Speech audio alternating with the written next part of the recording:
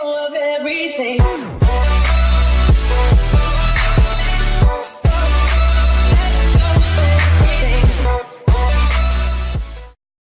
We've had some time to become acquainted with our subject. We can begin creating a rough sketch, basically laying the framework for our caricature. So what I like to do is have my reference images off to the side here on their own canvas, and then here to the screen right is where we'll be sketching and ultimately painting. If you want this kind of dual setup that we have here, what you can do is go to Window, Arrange, and I chose 2 up vertical. Okay. So just an option there you may want to try. So we've already kind of pointed out some of the primary characteristics, just highlighted here in red, that I want to push and exaggerate in various ways. As we move forward, we'll be talking about other characteristics of Ian McKellen here that we can exaggerate in different ways as well. For those of you following along in Photoshop, we're starting with the project file 03_begin. If you have a look at the layers panel for this project file, you can see we have a layer here that I've created entitled Sketch Line. So we're going to start with this rough sketch. We'll be taking a layered approach to this caricature. We'll have many more layers for the different phases of this design. So I'm just kind of getting started here, thinking about that overall shape that I see for his head. It's one that I kind of mentioned in the previous lesson. He's kind of got a long face and a somewhat boxy, head. So that's kind of what I'm starting with.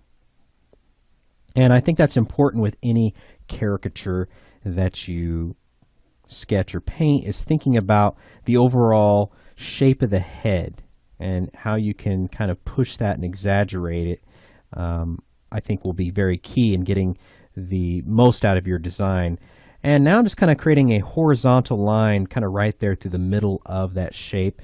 If you're drawing a realistic head, the eyes are going to be right in the center of the head. So I'm kind of carrying over a little bit of that mindset even into something like a caricature, which will be very much exaggerated. So already kind of thinking about those eyes. He's got droopy eyes. I kind of started off with those little ovals there, kind of slightly angled up.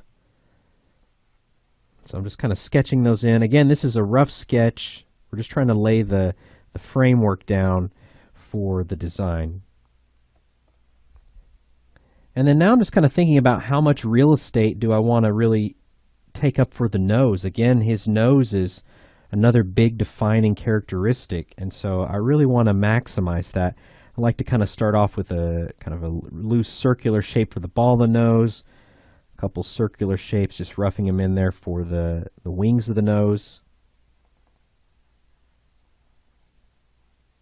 Just kind of starting to work that nose in there. And while I do this, I'm kind of looking at mainly these 3 images right here, because that's kind of the age range I'm trying to capture. And of course his mouth will probably be right about here. I want to kind of, again, have his face feel very long, so I'm thinking about just in kind of increasing the distance between the bottom of the nose and the top of the mouth. And if you notice, if you kind of look at really all of these images, if you look at the corners of his mouth, he kind of has this kind of faint, kind of wiry, kind of smirk almost. And I kind of want to allude to that just kind of faintly.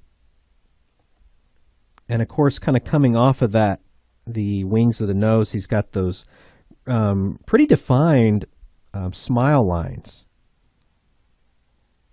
So I want to get those in there, as well as other wrinkles that I see in there. And he's got a pretty strong chin, strong jaw, as I mentioned as well in the last lesson. Now, kind of working our way back up, I also mentioned that he's got some pretty defined cheekbones. They're kind of high, so I want to kind of start to allude to that as well. But already, just what little I've done here, I'm starting to kind of get the essence of the character. And of course, I don't want to forget those really prominent bags that he has under his eyes as well. That's, I think, another strong feature. It's another feature that it becomes something that I instantly equate when I think of Ian McKellen. I think of a lot of just movies that I've enjoyed him in, where those bags are really in the forefront of my mind. I'm also thinking about just kind of the size of his ears. Now, we didn't talk about the ears in the previous lesson, but as we move forward, I'm also thinking about other characteristics that he has that I want to push further. If you look at these images, this one right here, really all of them, I mean, his ears really stand out to me. Even in his younger form here, his ears are pretty good size, so I really want to kind of play that up. So just kind of roughing those in, making them a lot larger here for my caricature. Normally the ears would line up at the top of the eyes and the bottom of the nose, but I'm breaking that rule and making them just a lot larger. And then of course he's got some interesting eyebrows. They're kind of bushy caterpillar eyebrows. So kind of working those in there. I think those will be kind of fun to play with. Also kind of thinking about just some of the forehead wrinkles that he has there. And he's got some fun kind of wispy hair in some of these images here, namely these two right here.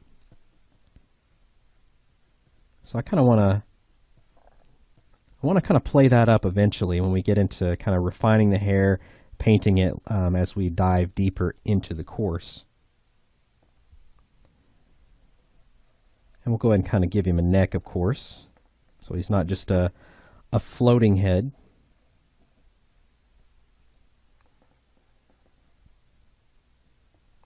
But again, this is all just intended to be just a rough sketch.